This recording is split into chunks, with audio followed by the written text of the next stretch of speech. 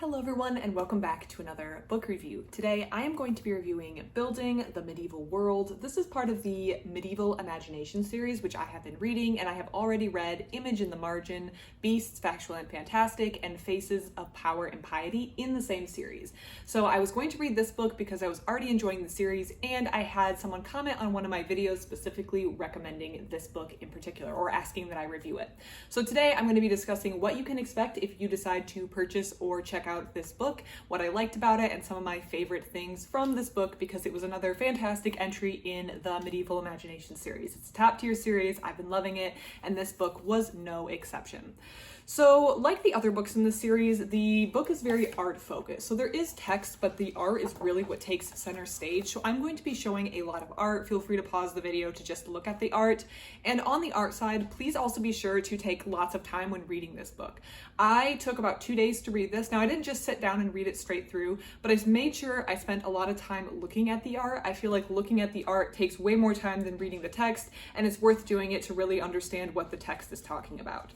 The book is primarily focused on art, as mentioned, but there is text to explain what you are looking at, and the book is divided into 3 main sections. So I'm just going to go through what the contents of this book are and then discuss my thoughts, feelings, and things that I found interesting in each of those sections before giving my overall thoughts on the book. So 3 sections, and the book is just under 100 pages. All books in this series are quite short in this Medieval Imagination, but again, very art heavy. So it's not really the text content, but that many pieces of artwork in a 100-page book will still take some time to get through. Section 1 is called Mirror of the Medieval World. And this is the part of the book where we are just talking about the buildings that are in medieval manuscripts. So the people who are illustrating these manuscripts in the medieval times are just drawing the world around them. This is where we talk about how many biblical scenes are depicted in what at that time would have been contemporary architecture. So this part just discusses what architecture was like at that time, what buildings were like at that time. We have this section on tents here. They also discuss how in some of these sections we can kind of determine what medieval techniques, that's the word I'm looking for, are used to build structures. So some of these techniques have been lost to history because we're not really sure how they accomplished certain things before other inventions were made. But in looking at some of these medieval texts, we can see different building techniques being utilized, and we can kind of infer how these structures were built. Now, something I really appreciate about the Medieval Imagination series, which is not always found in all books that I read on medieval manuscripts, is the zooming in aspect. So this is what I'm talking about. We have a text here we have some text here with this image here, and the people who make this book zoom in on the particular section, which is actually, if you look at this, it's this tiny section in the back of the painting that's blown up to one whole page. And I really appreciate that this book does this, because otherwise I feel like I'm squinting to look at what they're referring to. And it is really a minor background detail, but there's a lot you can infer. So I really appreciate the fact that this series does this zooming in aspect and allows us to really get a close look at what they are looking for. So I really appreciate that. Not all books do that. And that you can notice right away in this book. Something I did find interesting from this section, just discussing medieval buildings and the architecture in medieval times, is that sometimes people would commission their own buildings be included so that they would have a visual inventory of all their buildings. Of course, this would be wealthy people. Your average peasant is not going to be commissioning a manuscript to begin with, and they're not going to have many buildings to feature. But sometimes people who are wealthier would commission their own building to be included in a manuscript, which is quite interesting, and similar to how they may commission themselves to be included in a painting, they are commissioning their very buildings, which buildings in this time, if we think about it, would have been very costly to build. They still are costly to build, but the people who commissioned these manuscripts wanted to show off the buildings that they had. So the first section is just giving us the foundation of medieval architecture, medieval buildings, what were featured, and what we can learn from them. Then we move into section 2, which is called Architecture in Stories and Symbols. So in this section, I found a lot of overlap in the previous books of the series. So in this one, the subsections are Architecture in Scripture, Architecture in Medieval Literature, Saints and their Architectural Symbols, and the Virgin Mary and the Church. Also, after each section, there's a focus section. So in part 1, there's a focus, architecture inside and out. 2, focus, architecture takes center stage. And the focus is a deeper dive on one particular work or body of works that really embody the ideas of the section. So we will talk about the focus for section 2 at the end, but I wanted to point out that there was a lot of overlap in this section number 2. The first, and I'm going to reference the page number, so if you have this book at home, page 58. I was just discussing the other books in this series, and one of them was Faces of Power and Piety, and on page 58 we're looking at some architecture with these saints that are being depicted. And a key feature of medieval images of faces and portraits is that there wasn't as much of an emphasis in the early medieval time on physical likeness being replicated. Instead, there was a lot of use of symbols to identify or give clues to the reader on who you're talking about. So that was referenced here, and this whole page is a reference to that Faces of Power and Piety book, and I find there's a lot of interlinking ideas. Also, in the same section on page 60, we see, similar to how the people may commission their buildings to be in these, we also see some people just commissioning themselves. So it was common at this time, again, this is from the Faces of Power and Piety book, to ask yourselves to be put in a scene. So maybe in one from that other book I mentioned, Faces of Power and Piety, there's the scene of the crucifixion, and there is the person who commissioned the painting to be praying with her daughter in the corner of the scene. So this is another example where the person who was commissioned has put themselves in the piece of art, and this was common at the time. We also see the buildings that are featured.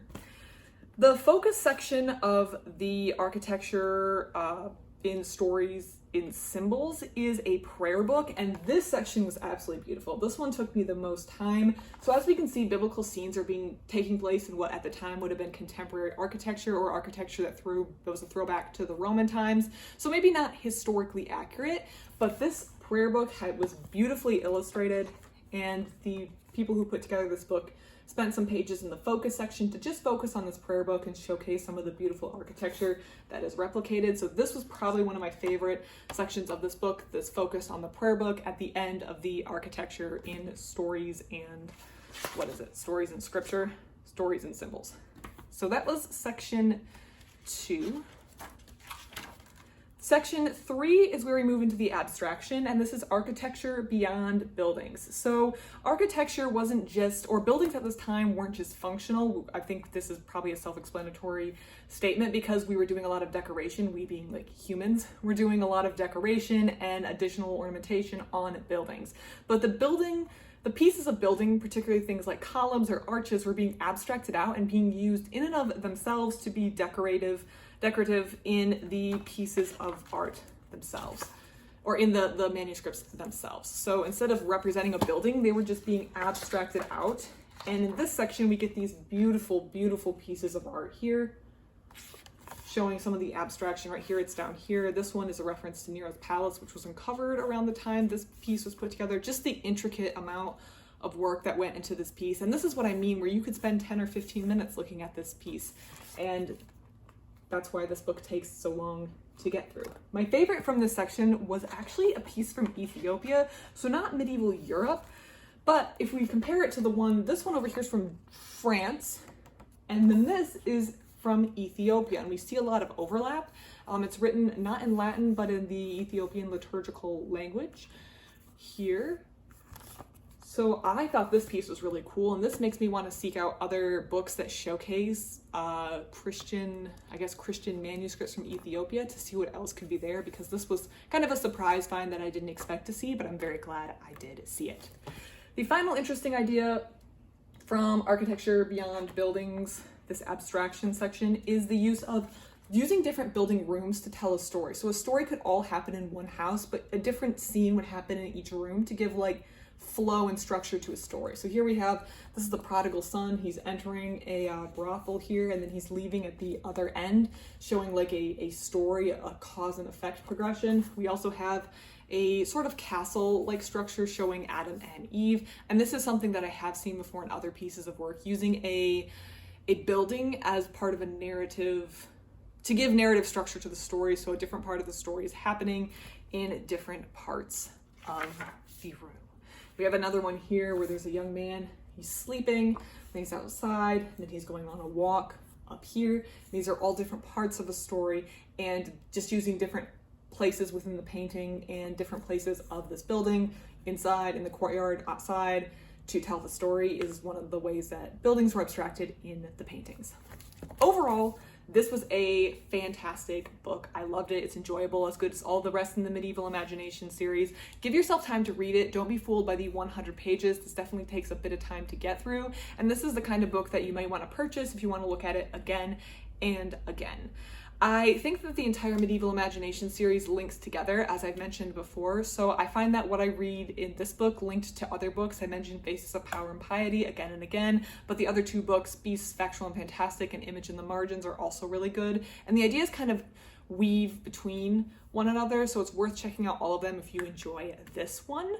And take your time as you go through all of them, because the slower you read, the more at least I pick up on and am able to connect between the ideas. So what did you think of this book? Did you read it? Are you planning on reading it? What do you think? Or do you have anything that you would like to recommend? Please let me know in the comment section down below. Otherwise, thank you so much for watching, and I hope you have a great rest of your day.